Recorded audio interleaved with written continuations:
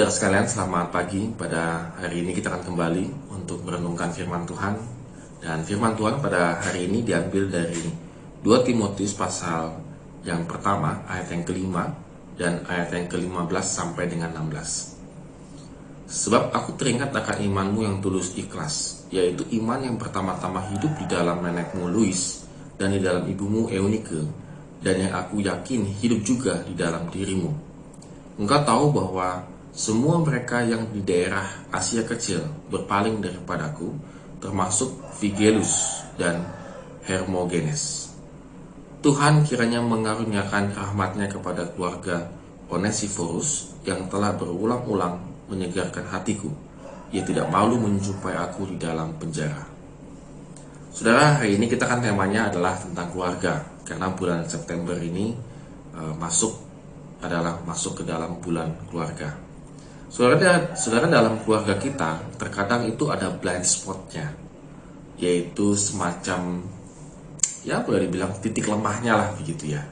Sama seperti kalau kita mengendarai kendaraan, saudara. Kadang-kadang blind spotnya supir misalnya itu truk gitu ya, saudara. Kalau truk itu blind spotnya itu justru di depannya.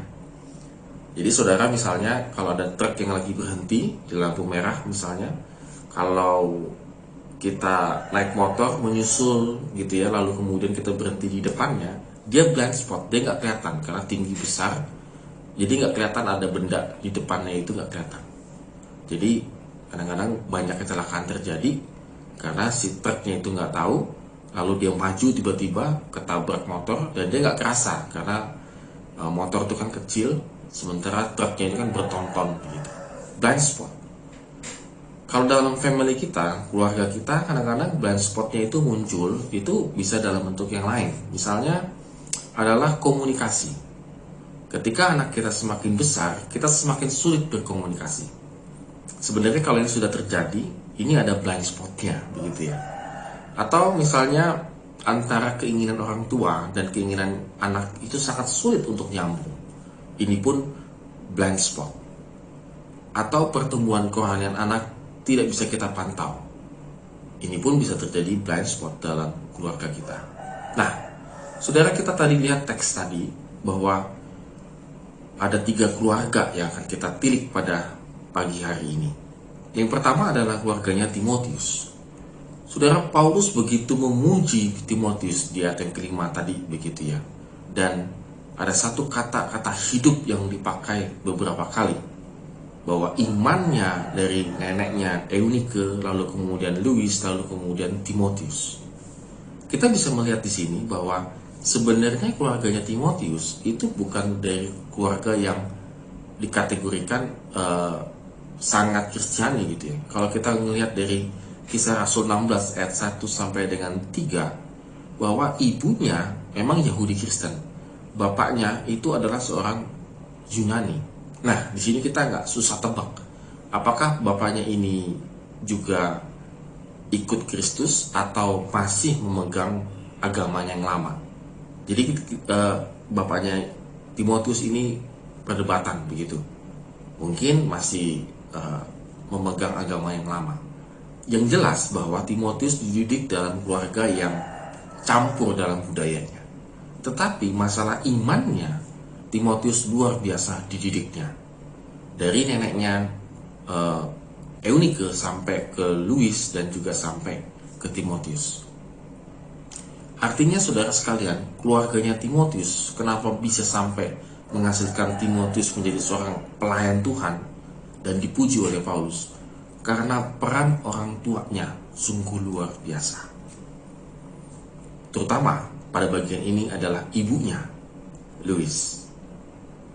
Jadi saudara sekalian, ibu-ibu, berarti ibu-ibu punya peranan yang cukup penting dalam mendidik anak tentang kerohaniannya. Jadi kita jangan sampai lost dalam hal ini. Kalau ingin menghasilkan anak seperti Timotius, maka satu family itu harus benar-benar kompak untuk bicara masalah kerohanian. Yang kedua adalah dikatakan oleh Paulus, ada keluarga Onesiphorus. Jadi mereka sangat mendukung pelayanannya Paulus. Dan berulang-ulang mungkin ya mereka datang ke penjaranya Paulus. Dan hal ini membuat Paulus itu merasa disegarkan, artinya merasa terobati, merasa senang dan sukacita. Kita lihat bahwa orientasi keluarga Onesiforus ini adalah melayani Tuhan. Kalau tadi kita bisa melihat hasil dari satu keluarga Timotius, itu menghasilkan Timotius pelayan Tuhan. Tetapi sekali ini Paulus memuji Onesiforus. Onesiforus satu family itu melayani Tuhan. Saudara, ini kita bisa merenungkan apakah keluarga kita itu melayani Tuhan atau tidak, atau setengah-setengah, atau seperempat begitu ya. Nah saudara, kalau ini kita tidak lakukan saudara, maka ini blind spot dalam keluarga kita. Onesiforus sungguh luar biasa. Satu keluarga melayani Tuhan menyegarkan bagi Paulus. Lalu ada keluarga yang terakhir, Figelus dan Hermogenes. Kemungkinan besar Figelus dan Hermogenes ini adalah pemimpin jemaat, dan saya yakin dia punya keluarga. Tetapi dikatakan oleh Paulus mereka itu berpaling begitu. Artinya apa? Berpaling itu diterjemahkan dalam bahasa Yunaninya adalah pembelot. Jadi seperti seorang tentara yang dikirim ke medan tempur, namun mereka lari. Artinya keluarga ini tadinya mungkin terlibat dalam pelayanan ataupun bagaimana, akhirnya membelot. Akhirnya tidak lagi melayani. Berpaling dari Paulus, berpaling dari ajaran Kristus. Nah saudara sekalian, ketika keluarga Figelus dan Hermogenes ini tidak benar-benar dididik dalam ajarannya yang benar yang dibawa oleh Paulus, maka mereka bisa berpaling daripada Kristus. Saudara, jadi kita bisa menyimpulkan bahwa penting sekali dalam satu keluarga itu ada kurikulum kerohanian. Ada satu disiplin rohani yang harus dikembangkan dalam keluarga. Kalau keluarga kita tidak mengalami hal itu, baik Anda sebagai orang tua, sebagai anak, maka mulailah dari sekarang untuk benar-benar sungguh-sungguh memiliki disiplin rohani. Ini sangat penting saudara, karena akan sangat membuat dampak luar biasa. Oleh karena itu saudara, mari kita renungkan kembali firman Tuhan pada pagi hari ini.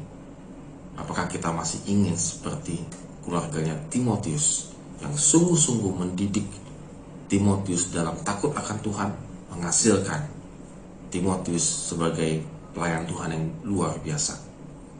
Atau seperti juga satu keluarga Onesiforus yang satu keluarga ini melayani Tuhan dan menghasilkan kesegaran bagi orang yang dilayaninya. Amin. Tuhan Yesus memberkati kita semua.